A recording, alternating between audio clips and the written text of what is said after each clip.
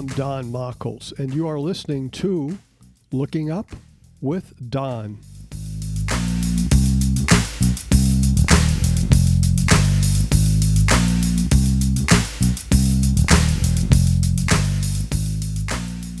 This is the Looking Up with Don podcast, episode number 77, for the week of June 23rd, 2021.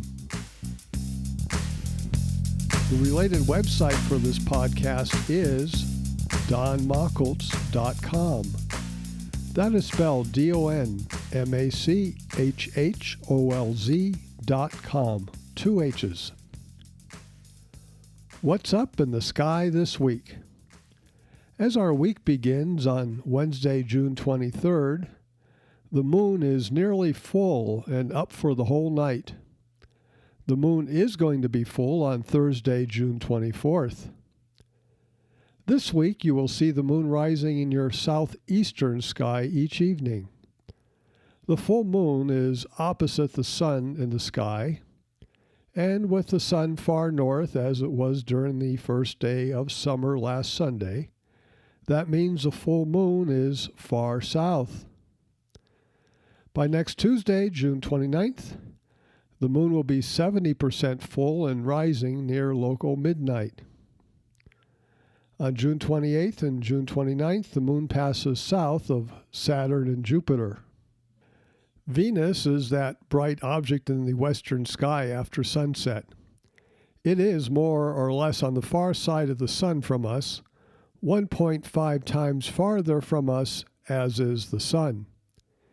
In a telescope, it appears gibbous between half and full, mostly full, and still rather small, 11 arcseconds in size. It will be getting closer to us over the next few months. The planet Mars passes through the Beehive cluster M44 on Wednesday, June 23rd and Thursday, June 24th. This would look great in binoculars or a telescope, and is also an excellent photo opportunity. Shortly after Venus sets, Mars rises in the east, and this is followed an hour later by Jupiter. The nova in Hercules that we discussed last week has faded to about magnitude 10 to 11. Last week I put together a map to find it. It is Podcast 76, Map 3. Will you be able to see the International Space Station this week, which for our purposes begins Wednesday, June 23rd through Tuesday, June 29th? This week we have 7 zones. All you need to know is your latitude. We always start in the north and work our way south. North of 50 degrees north, forget it. No International Space Station this week. From 38 to 50 degrees north, the ISS will be in your morning sky, but only for the second half of the week. Between 22 and 38 degrees north, the International Space Station will be in your morning sky all week long, and on some mornings you can see it twice. Between 10 and 22 degrees north, it will be in your morning sky, but only for the first part of the week. As we get to the equatorial area, from 30 degrees south through 10 degrees north, you'll not be able to see the ISS at all this week. From 40 degrees south to 30 degrees south, the ISS is in your evening sky, but only for the first part of the week. South of 40 degrees south, the ISS is in your evening sky all week long, sometimes twice per night. To determine where it will be in your sky, go to the website heavens-above.com and enter your location, then click on ISS. You can also find at heavens-above.com the location of the Chinese space station known as Tiny 1. Extra credit if you see both the ISS and Tiny 1 on the same night. Sometimes you hear someone say, "Wow, I can see my house from outer space." I think what is more amazing is that I can see outer space from my house. Now for the astro class. Binoculars and how to use them for astronomy. Let's imagine it's raining outside and you want to catch some rain in a bottle. So you take an empty plastic water bottle outside and stand there waiting for it to fill. Guess what? It will take a long time. The bottle opening is very small. Now you wonder, is there a way to speed this up? So you run into the house and come out with a funnel. Stick the small end of the funnel into the bottle, and now you're getting somewhere. Use a bigger funnel, and now you get even more water. That's just an illustration. You do not really need to do that. But now we are going to relate the rain to light, light from stars, and the bottle is your eye. You go out at night and look up at the sky. Light from the sky enters your eyes. How much light? Only as much as can enter your eyes, which means the pupils of your eyes, and that's about 1/3 inch, or about 8 millimeters in diameter for each eye. You can receive that much light and no more. But wait, there is more. What if you could shove more light into your eye? Instead of a funnel, we have an optical instrument that takes light entering a large area and squeezes it down to a small area. That is what a telescope and binoculars do. The front of the instrument is called the aperture, and the larger it is, the more light it gathers. Both telescopes and binoculars do this very well. Next week, we will talk about telescopes and how to use them. This week, we discuss binoculars. Almost every household has a pair of binoculars. They can be used for astronomy. Yes, a telescope is the icon of astronomy, and it looks cool. And those getting into the hobby of astronomy believe that a telescope is the thing to have to really get it going. I suggest that if you are interested in astronomy, learn your way around the sky and use a pair of binoculars to find and observe things. Then, if you're still interested in going farther, buy a telescope. When I taught the adult education astronomy class at Sierra College in Northern California, a 6-week course, on the second week I had the students bring their binoculars to the classroom. By the end of the evening, they were using them to find astronomical objects. They were impressed with what they could do. That's what I want us to do this week.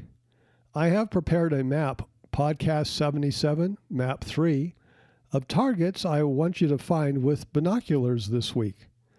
Do that to become familiar with using your binoculars. Many of you already have binoculars, so let's get them out and look them over. The big end has the objectives. That's where the light comes in. The small end has the eyepieces. That's what you look through. They come in different aperture sizes, magnifications, and fields of view. You can tell the aperture size and magnification by reading the numbers stamped on the housing near one of the eyepieces. It will say something like 7x35, or 7x50, or 10x50, or 20x80.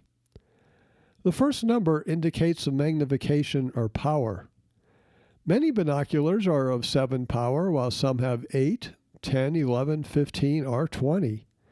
The higher the magnification, the larger the objects will appear.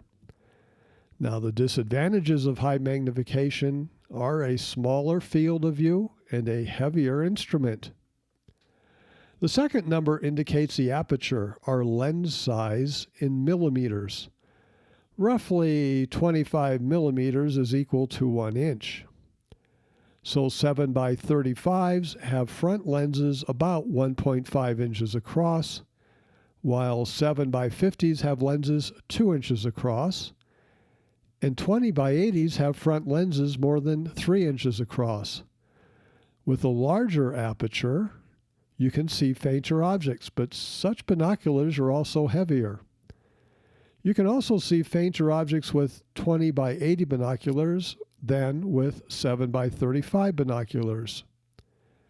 In addition, powers above 8 generally need a tripod to support them for steady views. Don't feel bad if you don't have the most powerful or largest binoculars. All of them gather more light than your eye, and with any binoculars you can see better than with the unaided eye. Let's learn to use what we have to see what we can see. The two barrels usually pivot along a center hinge so that you can adjust the distance between the barrels to match the spacing between your eyes. So do that now. Hold the eyepieces near your eyes and adjust the distance between them so each eye is centered over the center of an eyepiece. In a few minutes, we will fine-tune this adjustment. Now look closely at the eyepieces. If both of them rotate, then look through them at a distant object and rotate the eyepieces until they are in focus.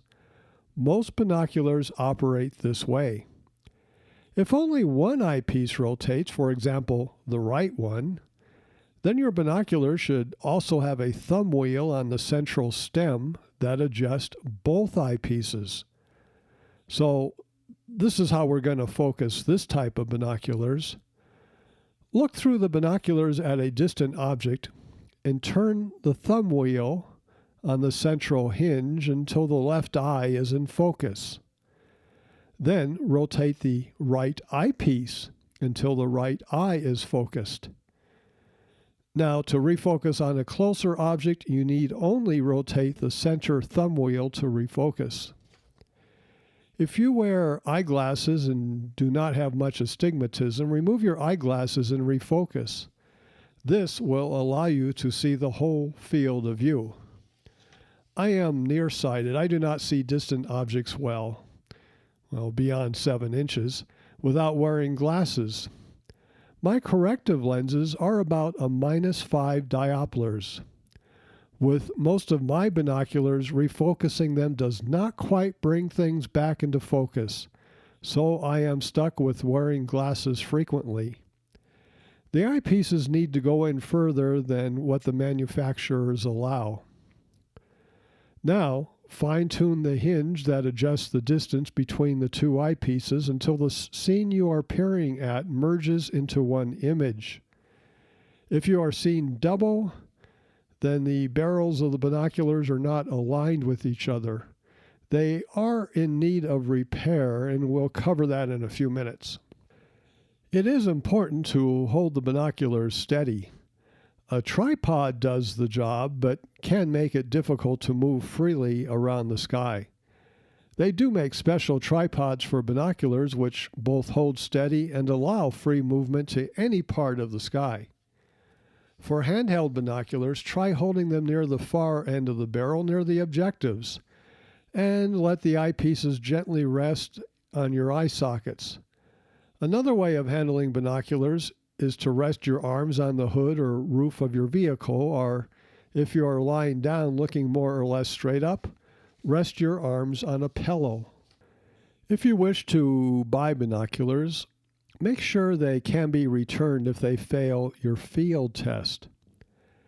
This is more than just looking out the window of the store into the parking lot. Take them out on a clear night and look at some stars. When fully focused, the stars should appear as points of light when they are in the center of the field of view. At the very edge of the field of view, they may blur a bit, and this is normal. Also, make sure that a bright star produces no ghost images and that it is not multicolored when viewed overhead. Sometimes you'll find colors in stars when viewing the objects near the horizon, but when they're up overhead, they should not have multicolors. If they fail, take them back and try another pair or model. If you have an older pair of binoculars and they show double images, that is, they are not aligned, there's a few things to try.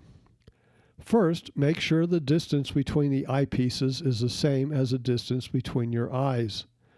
Look at an object and adjust the center hinge. If you still have a problem, you can send them in for repair. Some places do repair and realign binoculars. It requires, usually, adjusting the prisms in the binoculars. Each light path generally has 2 prisms. I have taken my 20 by 80 binoculars apart in an attempt to realign them, then put them back together only to have them no better than before. Fooling around with the prisms without having an alignment booth to test them while reassembling is nearly impossible. A cheap and easy way to try to adjust them yourself is to rotate one of the 2 barrels holding the objectives. Some binoculars have at least one of the objectives offset in the barrel, and by rotating it you can move the image a bit in reference to the other side. If this does not work, and you do not want to send it somewhere to be realigned, you can always put a lens cap over either one of the objectives and use it as a monocular, holding both barrels to your eye but being able to see through only one. The other option is to take the binoculars apart, undoing the center hinge, so that now you have 2 monoculars. Now the misalignment is not a problem. Each half can be used by itself. And I've seen some amateur astronomers use the monocular as a finder scope for their telescope. Our assignment for this week is to use Podcast 77 Map 3 binocular targets and find these objects in the sky. The map is drawn for this weekend, Saturday, June 26, from mid-northern latitudes. We will practice finding things in the sky, and at first, it might be difficult. I remember once when my sister, my mom, and I were looking at a nearly full moon with binoculars, and my mom was looking at an adjacent streetlight rather than the moon. So it does take practice, and this project will help. Podcast 77 Map 3 has certain bright stars and objects marked by numbers and a dash. Begin in the west about a half an hour or so after sunset and work your way around the sky. Then do it again. If you stay out until moonrise and watch moonrise through the binoculars, you will not be disappointed. Go through these objects several times. That will help you learn to aim the binoculars. See if you can find all of them in under 1 minute. A note about each object. Our first object is Venus. It should appear as a bright star-like object. You might also see some ghost images or reflection images in the field because it is such a bright object. Mars is not very bright now, but the open cluster M44 should be in the area perhaps just below Mars. Regulus is a bright white star in Leo, 77 light-years away. Our next target is a star, Spica. It's a blue-white star in Virgo, 262 light-years away. And these stars should all look like tiny points of light when in the center of the field of view. Antares is a red giant in Scorpius. Look for the faint star cluster M4, 1.2 degrees to the west, which would probably be the right. Altair is a blue-white star in Aquila, 17 light-years away. Higher up, we have the star Vega. It's a blue star. It's in Lyra. It's 25 light-years away.